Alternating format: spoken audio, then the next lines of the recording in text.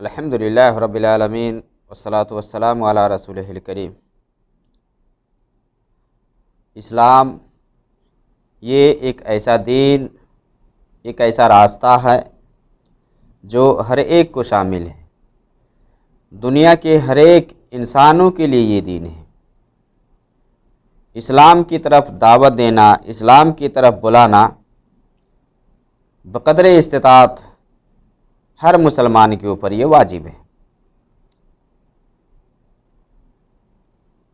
غیر مسلموں کو اسلام کی طرف دعوت دینا، اسی طرح سے مسلمانوں میں جو لوگ منحرف ہیں، دین سے ہٹے ہوئے ہیں یا بعض اعمال میں لاپرواہی اور کوتاہی کرتے ہیں، تو اس کے طرف دعوت دینا ہر ایک کی ذمہ داری ہے، ہر ایک کے اوپر یہ واجب ہے۔ دعوت اللہ کرنے کی جو فضیلت ہے وہ ہم سے مخفی نہیں ہے، کیونکہ یہ ایک ایسا کام ہے کہ جس کا کوئی دوسرا کام مقابلہ نہیں کر سکتا ہے۔ جیسا کہ قرآن کریم کے اندر اللہ رب العالمین نے فرمایا وَمَنْ أَحْسَنُ قَوْلًا مِّمَّنْ دَعَا إِلَى اللَّهِ وَعَمِلَ صَالِحًا وَقَالَ إِنَّنِي مِنَ الْمُسْلِمِينَ۔ گویا کہ اسلام کی طرف دعوت دینے والے، اسلام کی طرف بلانے والے سے بہتر بات کسی کی بات نہیں ہے۔ وَمَنْ أَحْسَنُ قَوْلًا مِّمَّنْ دَعَا إِلَى اللَّهِ وَعَمِلَ صَالِحًا۔ اللہ فرماتا ہے کہ جو اللہ کی طرف بلا رہا ہے، اللہ کی طرف دعوت دے رہا ہے، اس سے بہتر کلام کس کا ہے؟ یعنی گویا کہ یہ ایک سوالیہ نشان ہے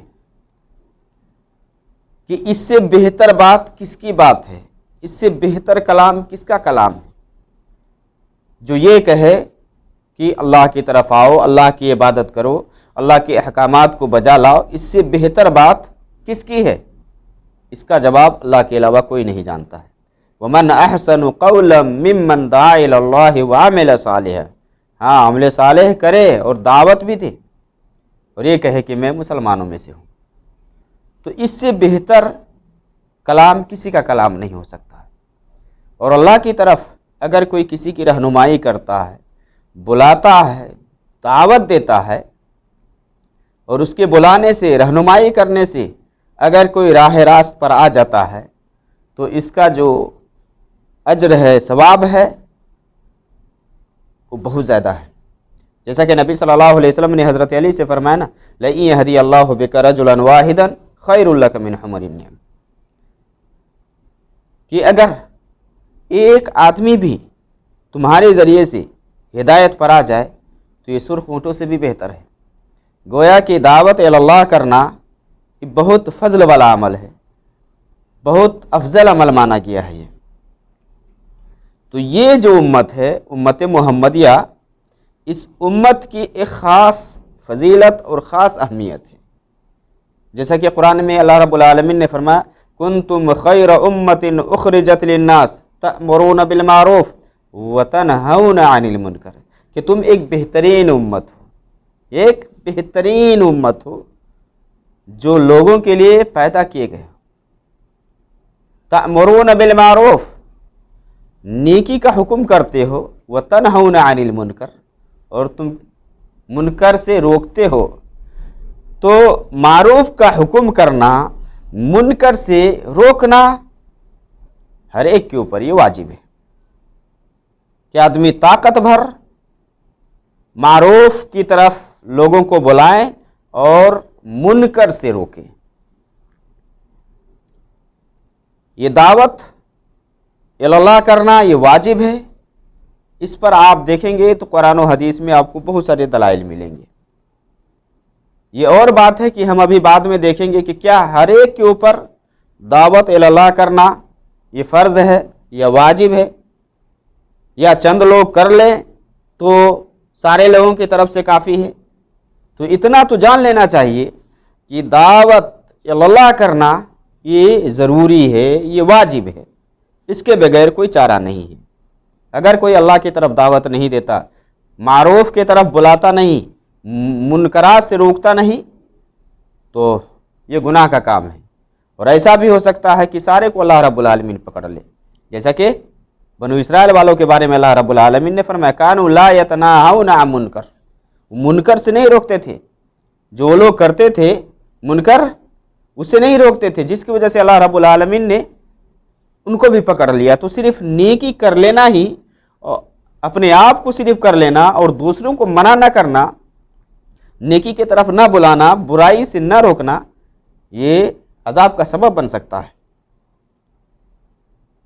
قرآن کریم کے اندر اللہ رب العالمین نے نبی صلی اللہ علیہ وسلم کو یہ حکم دیا، یا ایھا الرسول بلغ ما انزل الیک من ربک وان لم تفعل فما بلغت رسالتہ، کہ اے رسول، جو کچھ بھی آپ کے پروردگار کی طرف سے آپ کے اوپر نازل کیا گیا ہے اس کو آپ پہنچا دیں۔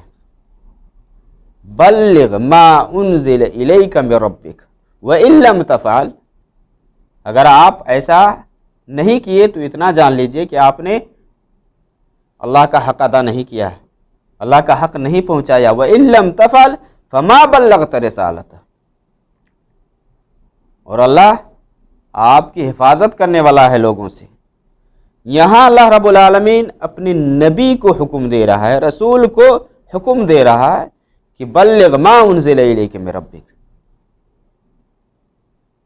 دعوت کی شروعات کہاں سے ہوئی ہے؟ کون دعوت دینا شروع کیے؟ سب سے پہلے نبی صلی اللہ علیہ وسلم۔ لوگوں میں یہ مشہور ہے نا، تبلیغیوں میں یہ مشہور ہے کہ محمد الیاس یہ تبلیغی جماعت کے سب سے جو پہلے مؤسس مانے جاتے ہیں، اس کو کہتے ہیں کہ یہ سب سے پہلے مبلغ ہے، حالانکہ یہ غلط ہے، یہ غلط ہے۔ اس جماعت کو قائم کرنے والا شخص کہا جا سکتا ہے جس جماعت کے اندر عقائد کے اعتبار سے انحراف پایا جاتا ہے، اس جماعت کے اندر قرآنی آیات کی غلط تفسیر اور غلط تعبیر کی جاتی ہے، تو یہ جماعت تبلیغ، اس کے اندر بہت ساری خرابیاں ہیں اور بہت ساری باتیں ہیں، کبھی ٹائم ملے گا تو ہم بات کریں گے۔ نبی صلی اللہ علیہ وسلم سب سے پہلے مبلغ بنے، سب سے پہلے آپ صلی اللہ علیہ وسلم کو یہ حکم ملا کہ آپ دعوت اللہ کریں، آپ اللہ کی طرف بلائیں، اور آپ صلی اللہ علیہ وسلم اس کام کے لیے سب سے پہلے تیار ہوئے اور آپ نے یہ کام شروع کیا۔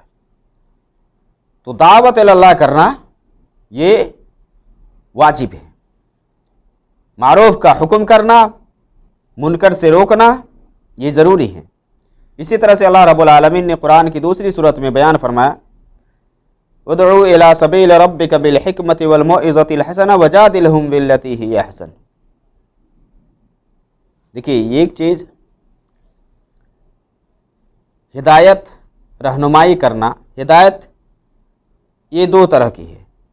ایک ہدایت ہے کہ ایک انسان جو کام کرتا ہے، انسان دوسروں کو جو مشورہ دیتا ہے، دوسروں کی جو رہنمائی کرتا ہے، یہ ایک ہدایت ہے کہ آپ مان لیں کہ کسی کو آپ یہ کہتے ہیں کہ آپ نماز پڑھیں، یا کوئی غلط کام کرتے ہوئے آپ دیکھتے ہیں تو آپ اسے روکتے ہیں کہ یہ کام صحیح نہیں ہے۔ مان لیں کوئی شراب پیتا ہے، آپ اس کو بتاتے ہیں کہ شراب پینا حرام ہے، شراب یہ نقصان دہ ہیں اور یہ اس کے نقصانات ہیں، تو آپ جو یہاں اس کو سمجھا رہے ہیں، بتا رہے ہیں، تو یہ آپ ایک گائیڈ کر رہے ہیں، آپ رہنمائی کر رہے ہیں بطور ایک رہنما کے۔ آپ کے گھر میں مان لیں کہ آپ کے بچے ہیں جو غلط کرتے ہیں، آپ روکتے ہیں، تو یہ مان لیں کہ یہ گائیڈ کر رہے ہیں، آپ ارشاد کر رہے ہیں، یہاں سمجھا رہے ہیں۔ ایک ہدایت تو یہی ہے، وہی اللہ رب العالمین نے قرآن میں نبی صلی اللہ علیہ وسلم کے بارے میں فرمایا کہ آپ سیدھے راستے کی رہنمائی کرتے ہیں، ہدایت کرتے ہیں۔ ایک ہدایت سے مراد یہ ہے کہ آپ جیسے انسان کوئی کسی دوسرے کو بتلاتا ہے تو یہ رہنمائی کرنا ہے، اور ایک ہدایت جو کہ توفیق کے معنی میں آتا ہے، یہ اللہ کی طرف سے ہے۔ یہ ہدایت کوئی انسان کسی دوسرے انسان کو نہیں دے سکتا ہے، یعنی اسلام میں کسی کو داخل کروا لینا، اسلام میں کسی کو داخل کر دینا یا کسی غیر مسلم کو مسلمان بنا دینا، یہ مسلمان بنانا یہ کسی انسان کے ہاتھ میں نہیں ہے کہ کوئی کسی انسان کو ہدایت دے دے اور یہ کہے کہ یہ کام میں نے کیا ہے۔ ہاں آپ گائیڈ کر سکتے ہیں، سمجھا سکتے ہیں، بتلا سکتے ہیں، لیکن یہ جو توفیق مسلمان بننے کی جو یہ توفیق ملی ہے اللہ کی طرف سے، کسی انسان کے ہاتھ میں، نہ تو یہ کسی نبی کے ہاتھ میں اور نہ کسی صالح کسی ولی کے ہاتھ میں ہے۔ یعنی کوئی نبی بھی ایسا نہیں کر سکتا کہ کسی کو وہ اپنے چاہنے کے ساتھ ساتھ کسی کو اسلام میں لے آئے یا مسلمان بنا دے، سیدھے راستے کی طرف لے آئے۔ گائیڈ کر سکتا ہے لیکن سیدھے راستے پر لا کر کے گامزن کرنا، سیدھے راستہ دینا، یہ کسی نبی کے ہاتھ میں بھی نہیں ہے۔ جیسا کہ نبی صلی اللہ علیہ وسلم اپنے چچا کے لیے کوشش کیے نا، ابو طالب کے لیے، لاسٹ میں آپ صلی اللہ علیہ وسلم نے کہا کہ آپ میرے کان میں بھی آپ شہادتین کی گواہی دے دیں، آپ اللہ کی وحدانیت کا آپ اقرار کر لیں، اپنا معبود تسلیم کر لیں ان کو، تو قیامت کے دن آپ کے لیے کچھ کروں گا۔ لیکن اللہ کی طرف سے اس کو ہدایت نہیں ملی، تو اللہ تعالیٰ نے قرآن اتارا، اِنَّكَ لَا تَهْدِي مَنْ أَحْبَبْتَ وَلَكِنَّ اللَّهَ يَهْدِي مَن يَشَاءُ، کہ آپ جس کو چاہیں ہدایت نہیں دے سکتے ہیں۔ یعنی گویا کہ انسان کے چاہنے سے کچھ نہیں ہو سکتا۔ لوگ کہتے ہیں کہ نبی کے چاہنے سے ہوا، نبی کے چاہنے سے کچھ نہیں ہوتا۔ قرآن کہہ رہا اِنَّكَ لَا تَهْدِي مَنْ أَحْبَبْتَ، آپ صلی اللہ علیہ وسلم بہت کوشش کی اپنے چچا کے لیے، بہت کوشش کی۔ اللہ کہا کہ آپ کے چاہنے سے کوئی اسلام میں نہیں آ سکتا ہے، کوئی ہدایت پر نہیں آ سکتا ہے۔ وَلَكِنَّ اللَّهَ يَهْدِي مَن يَشَاءُ، اللہ جس کو چاہتا ہے ہدایت دیتا ہے۔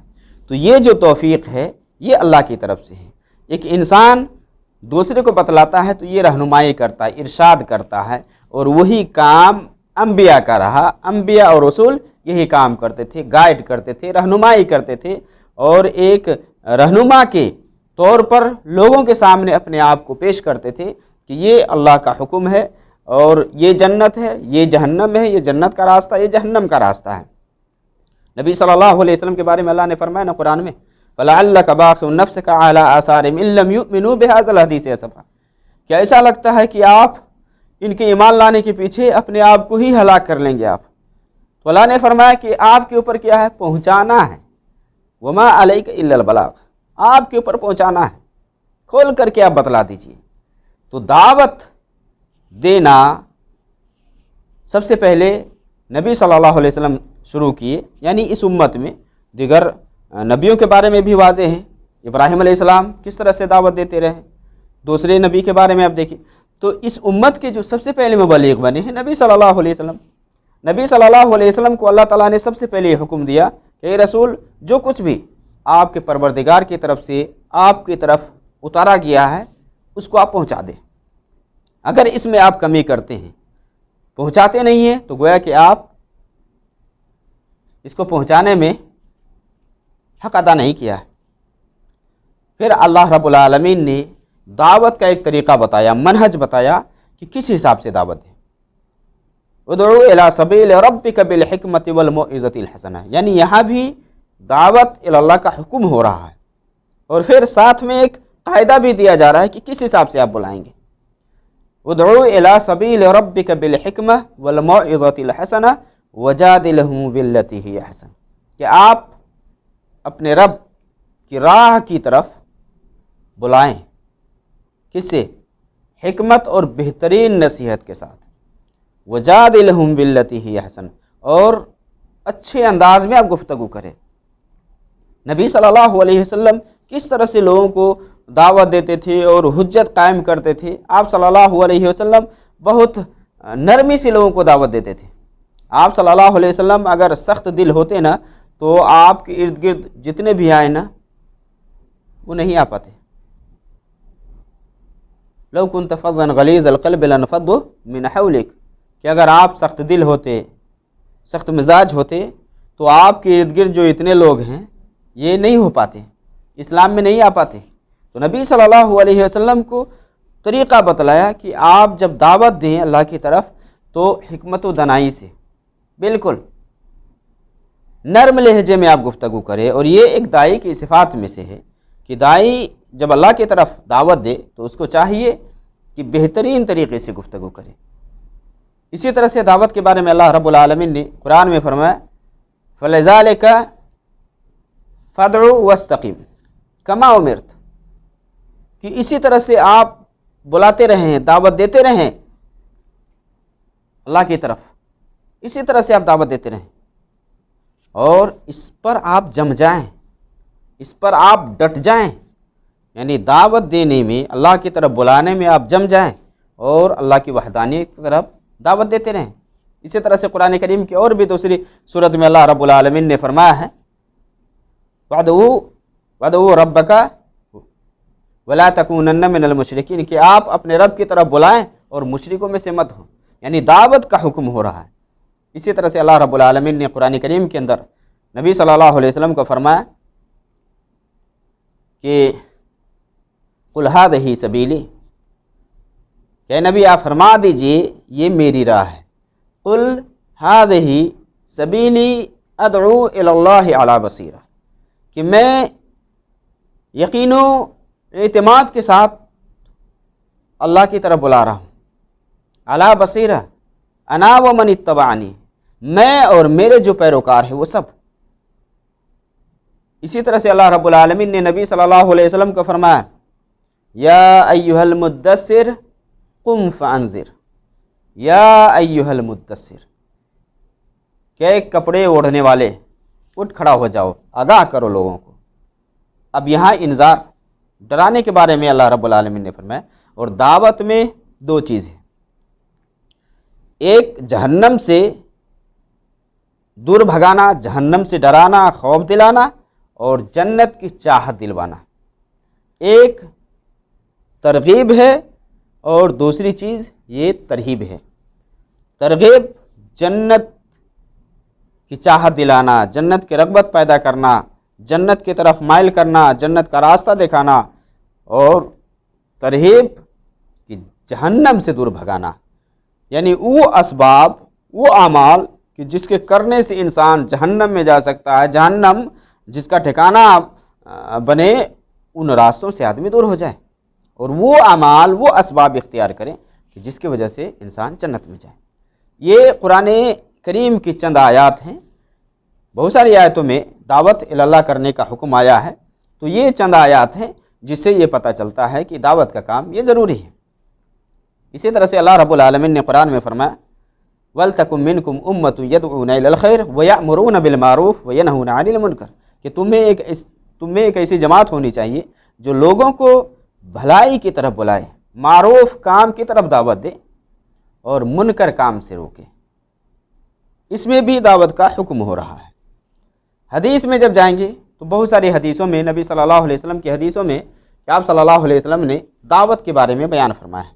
ایک حدیث کے اندر ہے، صحیح مسلم کی حدیث ہے، جس میں آپ صلی اللہ علیہ وسلم نے فرمایا من رأى منكم منكرا فليغيره بيده فإن لم يستطع فبلسانه فإن لم يستطع فبقلبه وذلك أضعف الإيمان، کہ جو بھی تم میں سے کوئی کسی کو منکر کرتے ہوئے دیکھے تو ہاتھ سے روکنے کی طاقت ہو تو ہاتھ سے روکے، فإن لم يستطع فبلسانه، اگر ہاتھ سے روکنے کی طاقت نہ ہو تو زبان سے سمجھائے، اگر زبان سے بھی سمجھانے کی طاقت نہ ہو تو دل میں برا جانے، اور یہ ایمان کا کمتر درجہ ہے، دل میں برا جاننا۔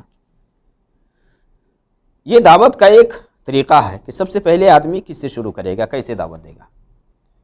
اگر انسان کے پاس طاقت ہے تو ہاتھ سے روکے گا، وہ ہر آدمی یہ کام نہیں کر سکتا ہے، لیکن جس کے پاس یہ پاور ہے، یہ قوت ہے، مان لے ایک شخص ملک کا بادشاہ ہے تو بادشاہ کے انڈر میں ہے، بادشاہ طاقت کی بنیاد پر روک سکتا ہے، تو اس کی ذمہ داری بنتی ہے کہ منکر سے لوگوں کو روکے، برائی سے لوگوں کو منع کرے۔ یا مان لے کہ ایک شخص ذمہ دار ہے، اس کے اندر پاور ہے کہ اپنے ماتحتوں کو وہ منکر سے روک سکتا ہے، تو روکے گا۔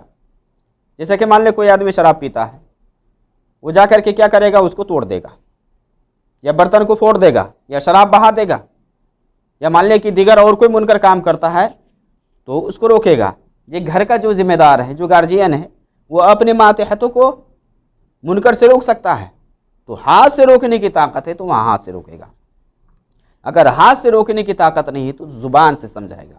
مان لے کوئی منکر کام کرتا ہے، گناہ کا کام کرتا ہے، غلط کام کرتا ہے، ہاتھ سے روکنے کی طاقت نہیں ہے، کیونکہ اس کے اندر یہ صلاحیت نہیں، یہ قوت نہیں ہے کہ وہ ہاتھ سے روکے، تو زبان سے سمجھائے گا، مشورہ دے گا اسے۔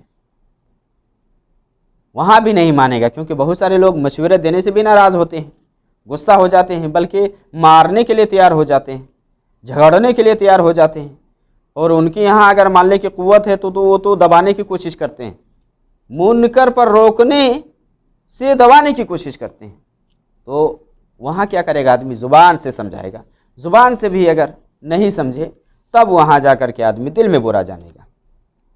ایک حدیث تو صحیح مسلم کی ہے، اسی طرح سے نبی صلی اللہ علیہ وسلم کی حدیث ہے۔ آپ صلی اللہ علیہ وسلم نے فرمایا، صحیح بخاری مسلم کی وہ حدیث جس میں آپ صلی اللہ علیہ وسلم نے فرمایا، کلکم راعٍ وکلکم مسئول عن رعیتہ، کہ تم میں سے ہر آدمی ایک ذمہ دار ہے اور اپنی ذمہ داری کے بارے میں اسے سوال ہوگا، پوچھا جائے گا۔ وہ ملک کا بادشاہ ہے، بادشاہ سے رعیت کے بارے میں، عوام کے بارے میں پوچھا جائے گا۔ اسی طرح سے ایک شخص گھر کا ذمہ دار ہے، گھر کے بارے میں پوچھا جائے گا۔ ایک عورت شوہر کے گھر میں جو کچھ ہے اس کے ذمہ دار ہے، اگر اس کے اندر خیانت کرتی ہے تو اس کے بارے میں پوچھی جائے گی۔ ایک غلام اپنے مالک کے مال کے اندر وہ خیانت کرتا ہے، پوچھا جائے گا۔ تو ہر آدمی ایک ذمہ دار ہے اور اپنی ذمہ داری کے بارے میں اسے سوال ہوگا، بچ نہیں سکتا ہے۔ تو طاقت بھر آدمی روکنے کی کوشش کرے گا۔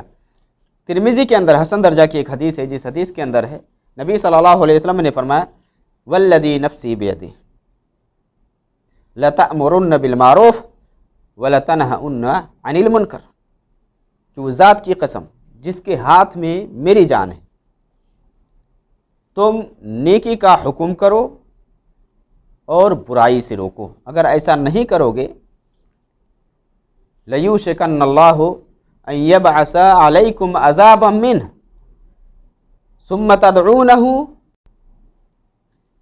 اگر تم معروف کا حکم نہیں کرو گے، منکرات سے نہیں روکو گے، تو قریب ہے کہ اللہ رب العالمین اپنی طرف سے یا اپنا عذاب تم پر نازل کر دے، پھر تم اللہ سے دعا کرو تو تمہاری دعا قبول نہ ہو، تمہاری دعا قبول نہ ہو۔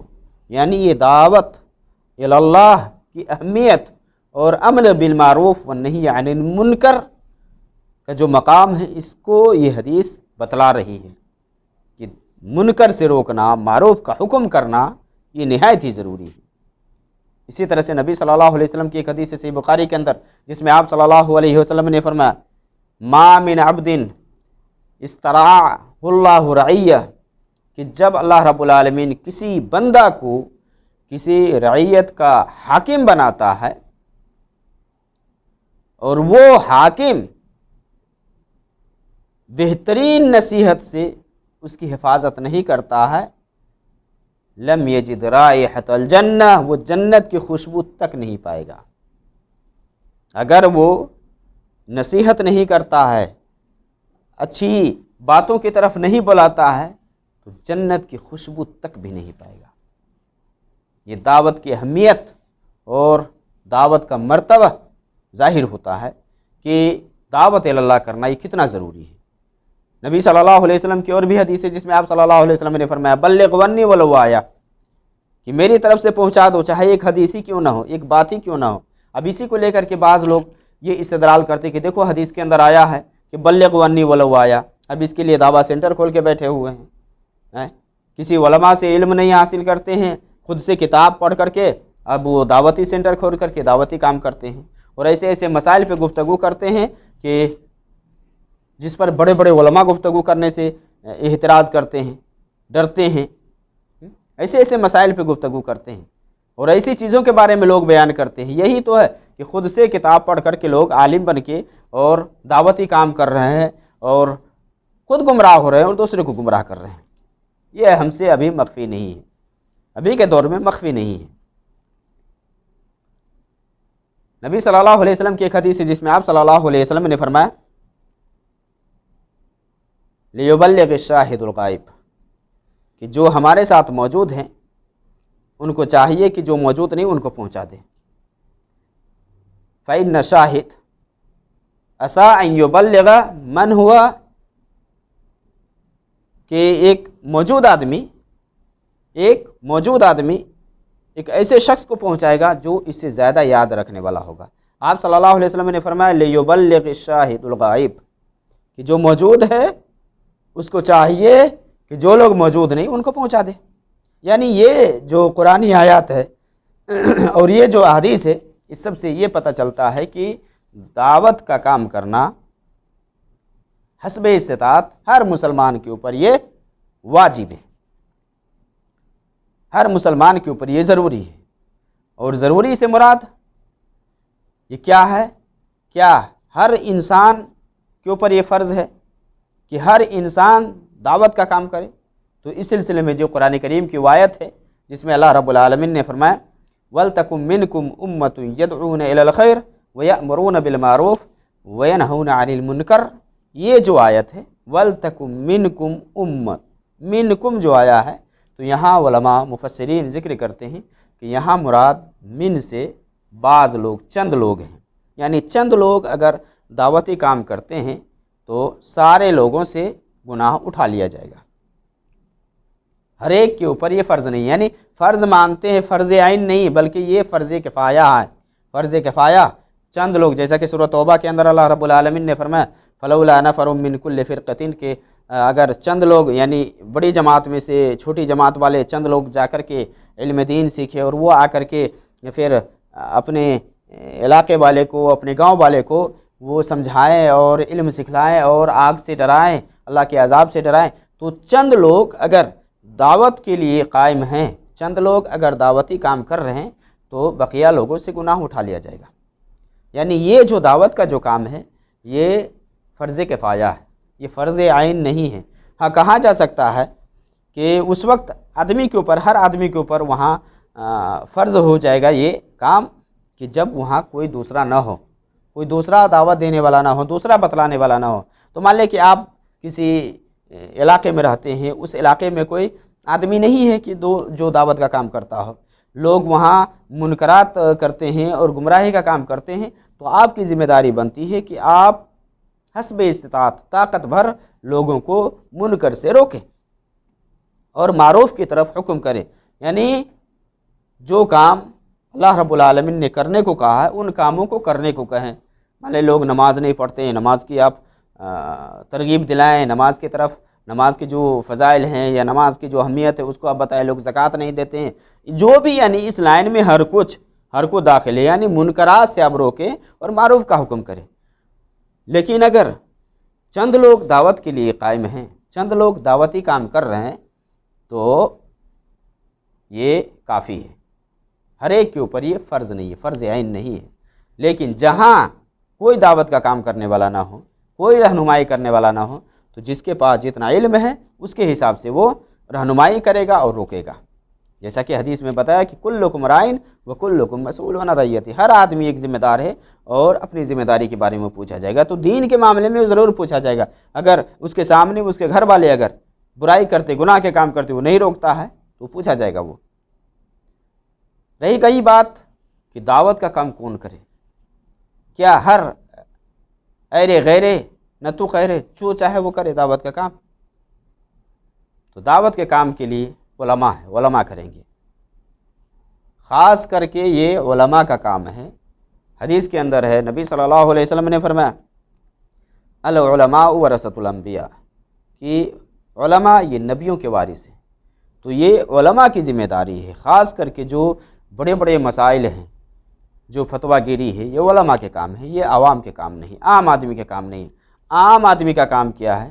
حسب استطاعت لوگوں کی رہنمائی کرے، لوگوں کو برائی سے روکے اور بھلائی کا حکم کرے، یہ عام لوگوں کا کام ہے، ورنہ دعوت کا کام یہ علماء کے اوپر ہے۔ لیکن جہاں مان لے کہ کوئی ایسے عالم نہیں ہے جو دعوتی کام کرتے ہوں، تو اس علاقے میں جو آدمی ہو اپنے علم کے حساب سے وہ دعوت کا کام کرے گا۔ لیکن اگر علماء موجود ہیں تو علماء سے جوڑ کر کے دعوت کا کام کرنا چاہیے، بجائے اس کے کہ خود سے دعوتی سینٹر کھول کر کے اور دعوتی کام انجام دے، کیونکہ اس سے کیا ہوتا ہے کہ امت گمراہی کی طرف جاتی ہے۔ ایسے مسائل لوگ بیان کرتے ہیں کہ جس کے بارے میں قرآن اور حدیث کے اندر بالکل واضح ہے کہ ایسا کام کرنے والا کا ٹھکانہ یہ ہے، لیکن پھر بھی وہاں لوگ غلطی کرتے ہیں۔ اس لیے علم یہ علماء سے لینا چاہیے۔ علماء یہ دعوت اللہ کے لیے مختص ہے۔ علماء کو چاہیے کہ یہ اپنی ذمہ داری کو نبھائیں، اپنے حق کو ادا کرے۔ ہر آدمی کی یہ ذمہ داری نہیں ہے۔